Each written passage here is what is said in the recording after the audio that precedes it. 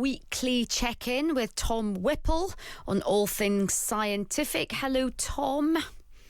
Hello. Hello. Now, very exciting pictures of you in the Times today. We've not all taken acid. You've been pretending to be a grass snake for the Times. Now, listeners with a strong constitution can even go to thetimes.com to see pictures of you topless, lying on the ground. It's a bit like Heat Magazine's Torso of the Week or Hunks and Trunks. Tom, tell all. Well, I mean, snakes don't wear clothes for a start, so you're lucky I was merely topless. It's a conservation project, and it's the inspiration of it is that the people behind it think there's a big problem with conservation projects as they stand, which is they are a human's idea of what's good for animals, but no one's bothering to ask the animals themselves. So the idea behind this conservation project is to ask the animals. And how do we do that? Well, the animals aren't brilliant at responding, but we get humans to live as animals. So I entered the umwelt of a grass snake. So a grass snake sees the world very differently. Obviously, it's at floor level. It's very into frogs, and it feels heat and cold far more acutely. It's cold-blooded. So I had to be aware of that. I flicked out my tongue a lot. I wasn't that good at chemo sensing. I don't have the particular organ on the roof of my mouth that a grass snake has, which would have made my tongue flicking in any way effective. But I, followed the boundaries of a river and tried to understand life from the perspective of a grass snake. I was, in fact, with my oddly, so my cousin's been on work experience with, not my cousin, my nephew has been on work experience with me this week, and all of his friends have been learning what life is like as an office worker. He has been learning what my life is like, and specifically for this day, he was learning what life was like as an otter.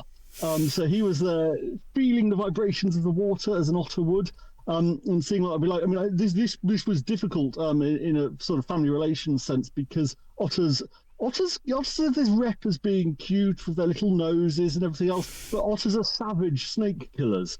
So it was, as a snake, I mean, I don't know whether actually what a snake wants is necessarily congruent with what a conservationist wants, because I suspect as a snake, I would really want death to all otters and to turn the river into just some sort of terrible battery farm for frogs.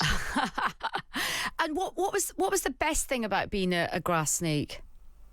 I got to be paid to lie down by a river in the sun and then go swimming occasionally for a day. But if I'm honest, the life of a grass snake sounds absolutely marvellous. And if that's what it involves, I wish I was a grass snake as opposed to someone living at the beck and call of newspaper editors. Well, we should all be a bit more grass snake. They're literally living the life apart from the peril of the otter. Now, let's talk about another thing that you have been pondering about, a very important issue. In fact, the government made a bit of an announcement this week, and this is around how to get teenagers off social media. I mean, I would also add adults off social media. What are your thoughts on this, Tom? Well, the government made an announcement this week that they called it a landmark study, and it showed, if you listen to the government, that teens off social media concentrate better in school, go to bed earlier, all of these things, all of these good things, and all of these things I should say that absolutely fit my prejudices. I've got kids on the cusp of becoming teens, and I would very much prefer that they had a teenage life perhaps closer to mine, that didn't have smartphones, where you weren't able to be always on and always able to be bullied. So this absolutely fits my prejudices, but the piece I've written is slightly different, because there's a long history in policy of people doing things that make perfect sense and that are good ideas, but that happen to not work, or happen to not be correct. Now, I would say it is intuitive that social media is bad for kids, and to that extent, I back the ban. But the example I use is there was this program in the 1970s called the Scared Straight program. And what they did was they took kids in the US who were viewed as on the cusp of delinquency, and they took them around prisons to show them what their future held if they continued down that path. And it was, it made perfect intuitive sense. 20 years later, they followed up these kids, and they found out that the ones who'd been around the prisons were more likely to then go on to live in prisons professionally than those who hadn't. It was as if it had demystified prison for them. So that's a really good example of something that's gone completely wrong. And with the social media ban, my frustration isn't that they're doing it. That's not, that's not for me to question. It's that we're not doing it in a way that means we can ever find out if it works. The whole world is looking at us. And what we could do is introduce this policy in such a way that, you do it in half the country, you do it staggered, you do it cleverly, and you introduce a control group.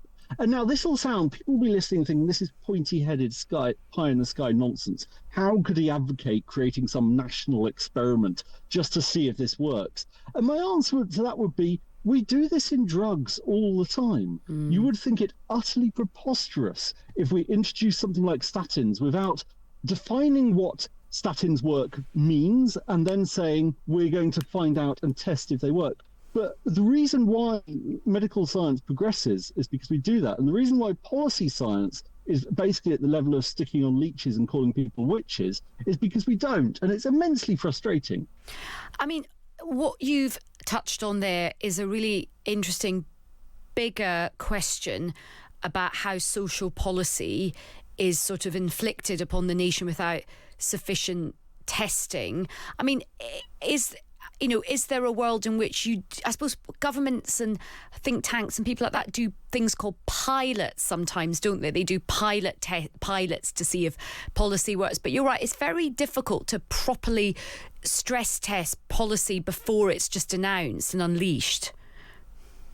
It is, but it's possible to accept that this is a good idea that may work, and then to introduce it to the nation but do it in a way that it creates its own control group and its own experiment, just by staggering things by a year. And policy wonks have been calling for this for a while, but it's a totally different way of thinking about things. And it would require two things that I think are possibly impossible. One is that politicians accept they could be wrong.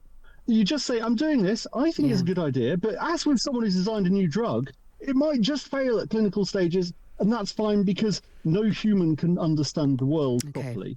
And the second thing is we, as the public, have to accept that this doesn't mean it's a failing of the politicians because life is complicated. A bit more nuance, Tom. It'll never catch on. Well, look, I'm sorry you're back to being a human again after you had a nice little break from being a very successful science journalist, and you're not a grass snake anywhere, but I'm sure you can take a lot from your time as the grass snake. Tom, thank you so much for your time, and do check out Tom's piece on pretending to be a grass snake at thetimes.com.